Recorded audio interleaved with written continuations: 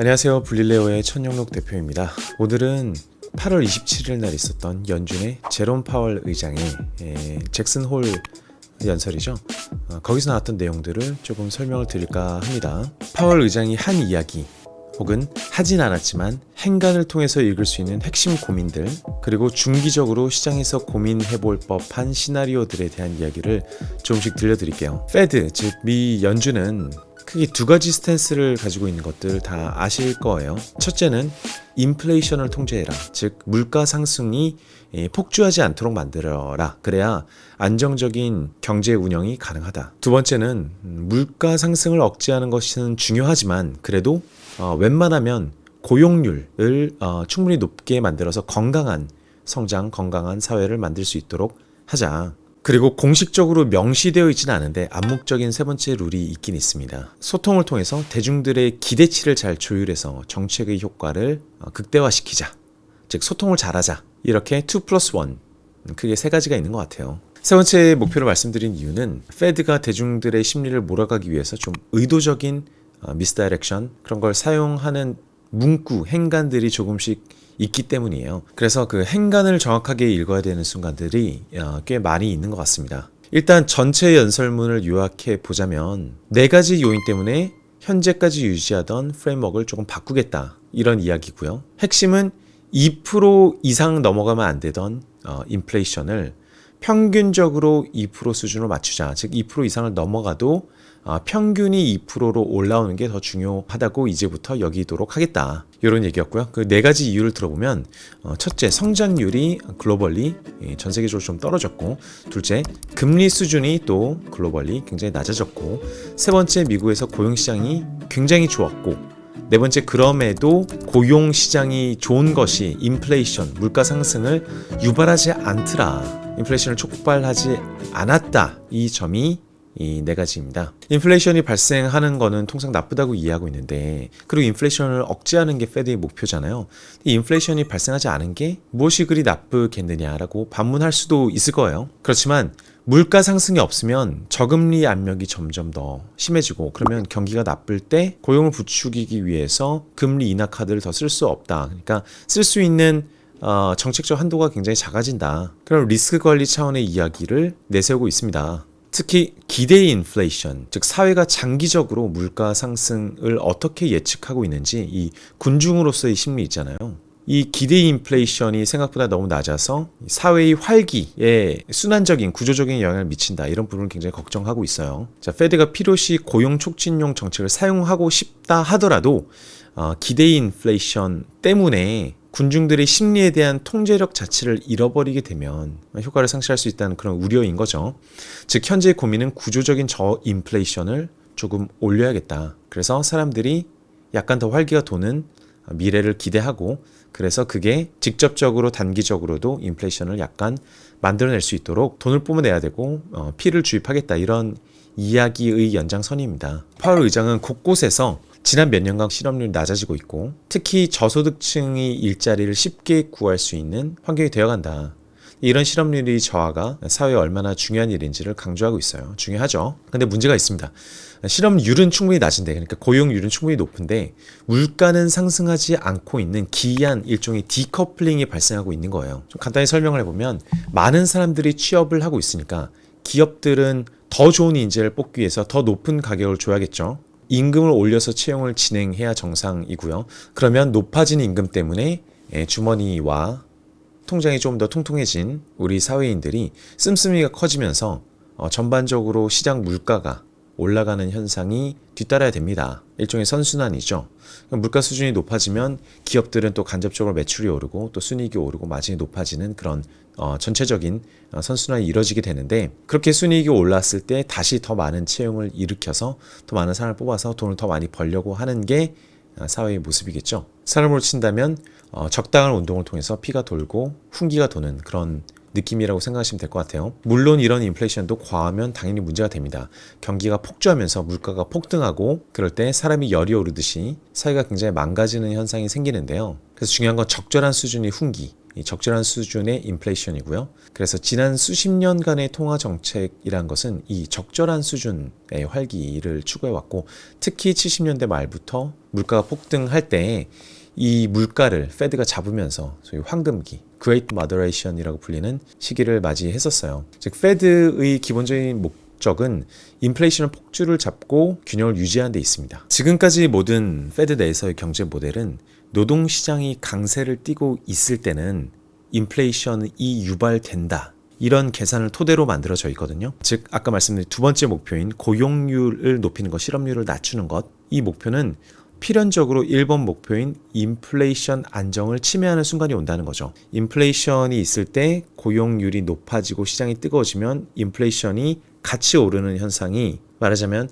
반드시 나타난다라고 계산을 했었던 건데, 그러다 보면 우선순위가 어떻게 되냐면 인플레이션을 낮추기 위해서 고용 수준을, 고용의 열기를 조금 더 낮추는 방향을 선택할 수밖에 없다. 1번이 인플레이션을 통제하는 것이니까요. 자, 지금까지는 자연 실업률 혹은 자연 고용률이 되겠죠. 스스로 취업하기 싫어서 취업을 안 하는 사람들을 제외하고 원하는 사람들이 모두 맥시멈으로 취업을 했을 때 특정 퍼센티지가 된다, 이런 거를 페드에서는 유스타 혹은 유 별표라고 유추를 하고, 이 유스타에 비해 실제 실업률이 얼마나 떨어지느냐에 따라서 인플레이션이 유발되기 직전이겠다라고 각오를 하기 시작하는 거죠. 실업률이 유스타보다 조금 더 떨어지기 시작하면 이제 인플레이션이 올라올 차례가 되니까 마음의 준비를 하는 겁니다.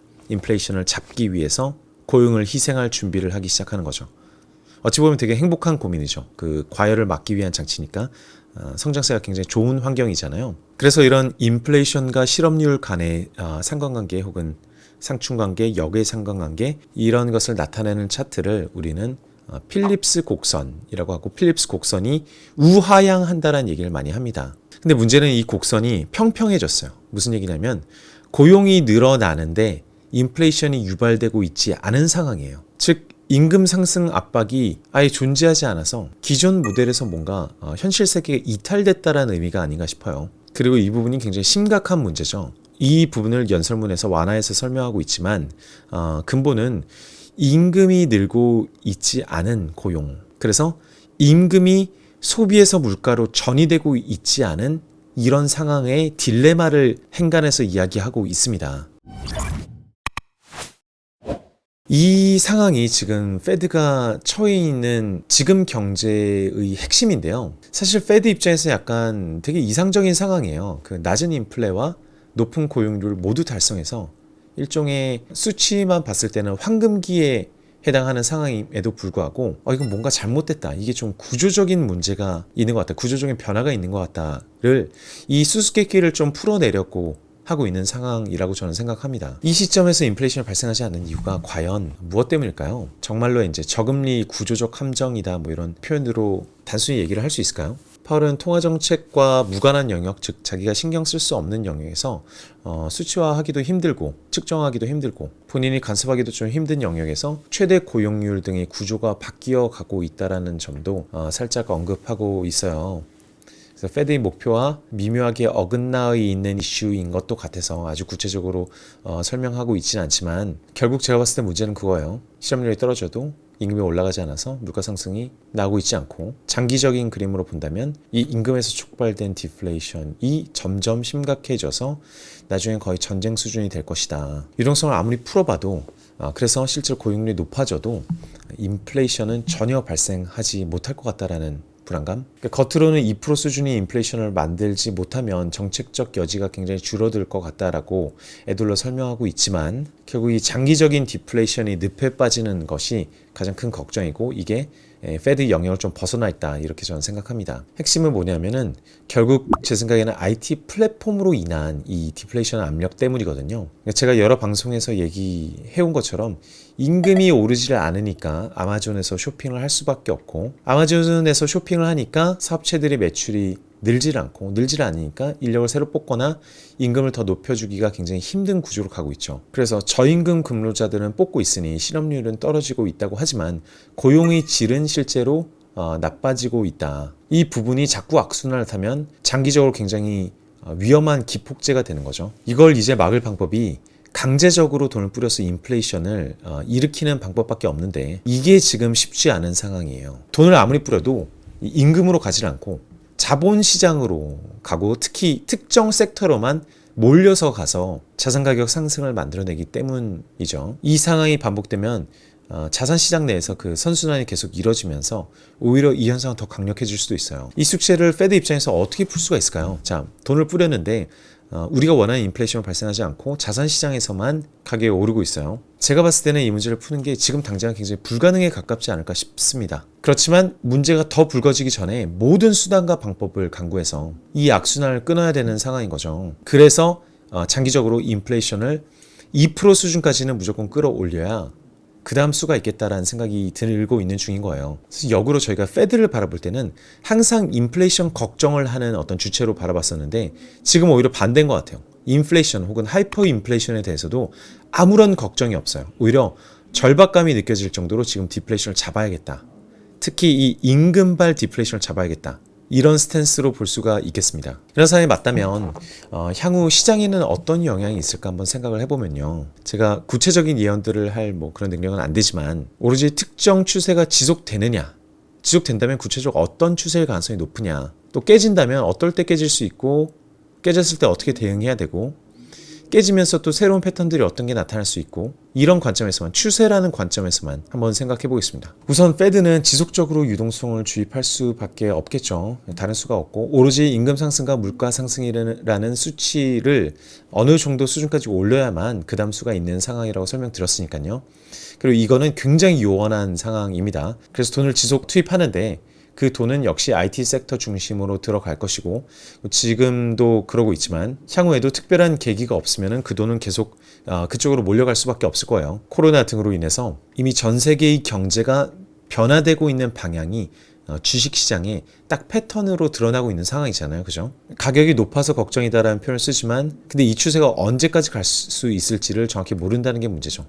그렇다고 여기서 10배, 100배 무한히 갈 수 있는 건 아니에요. 하지만 지금 한 방향으로 움직이고 있다는 게 굉장히 뚜렷한 추세여서 그걸 오늘의 추세를 분명히 인지는 해야 된다라고 생각이 들고 있고요. 그러면 구체적인 시기는 언제인지 모르지만 이 추세가 언젠가 끝날 수 있다는 것은 또 인지를 해야 되고 그때는 어떤 현상이 벌어질 수 있는지도 한번 고민을 해볼 필요가 있는 거죠. 어떤 상황일까요? 한 가지 우려를 해볼 수 있는 거는 아주 생각지 못한 종류의 반독점법이 나와서 IT 기업들이 트러블 겪는 모습 아니면 페드가 완전히 패배를 선언해버리고 정부 차원에서 재정정책 차원에서 기본소득을 도입하는 그런 형태가 될 수도 있고요. 아니면 단순히 버블의 형성과 붕괴 그런 가격적인 현상일 수도 있겠죠. 우리가 좀 높은 확률로 알 수 있는 것은 지금 그런 패턴이 유지되고 강력하게 드러나고 있다는 사실이지 향후에 어떤 식으로 바뀔지는 사실 확신도가 굉장히 낮아요. 그렇지만 이런 생각을 해볼 필요가 있죠. 이 주도 섹터들이 무너질 때 시장도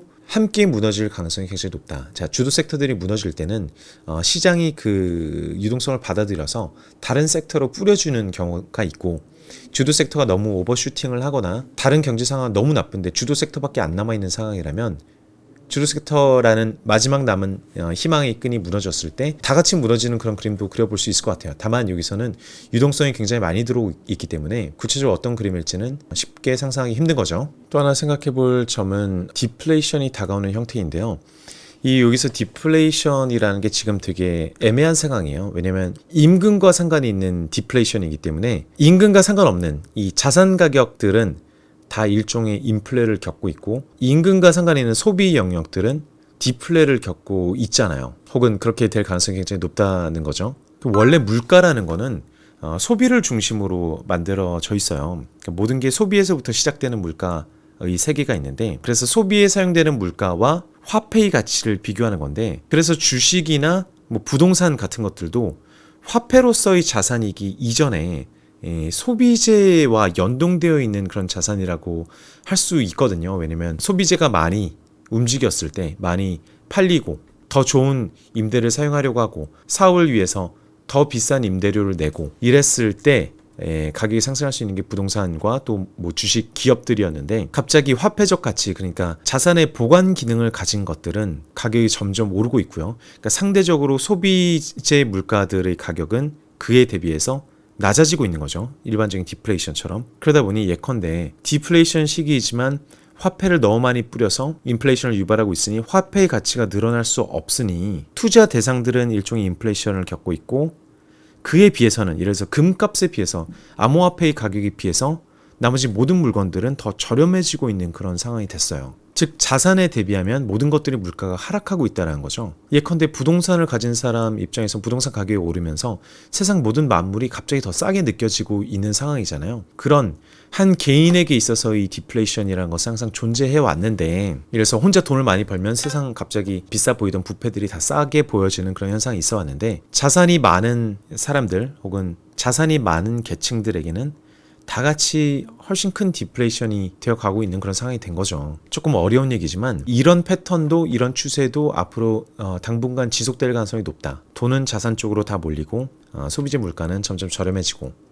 그런 의미에서 지금은 굉장히 투자를 해야 되는 시기라고도 생각을 해볼 수 있을 것 같습니다. 사실 금융자산이라는 걸 나눠보면 굉장히 황금성이 좋은 영역과 황금성이 좀 덜 좋지만 수익을 더 높게 올릴 수 있는 것, 그 황금성이 굉장히 안 좋지만 아주 높은 수익률을 올릴 수 있는, 예를 들어서 7년 동안 투자해야 되는 벤처 회사, 이런 것들로 나눠져 있을 텐데, 황금성이 굉장히 좋아서 다른 자산들을 마음껏 바꿀 수 있는 그런 것을 우리는 일반적으로 화폐라고 불러왔으나, 최근에는 이 화폐의 기능을 거의 비슷하게 할 수 있는 물건들이 많아지고 있어요. 암호화폐도 그런 것을 추구하고 있을 테고요. 조금 어려운 얘기였지만 어쨌든 우리가 기존에 생각하던 방식의 필립스 커브건, 인플레이션이건 디플레이션이건이 모두 바뀌어가는 단계여서 새로운 정의들이 많이 필요할 것 같다, 이런 생각이 들었고요. 제롬 파월의 연설 전체를 다 들으면서 제롬 파월의 고민점들도 이런 곳에 있다라는 생각이 많이 들었어요. 이런 걸 좀 앞으로도 관전 포인트로 생각하시면 어떨지, 그런 차원에서 한번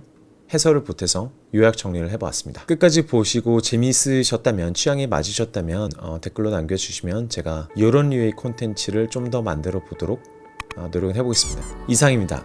지금까지 천 대표였습니다.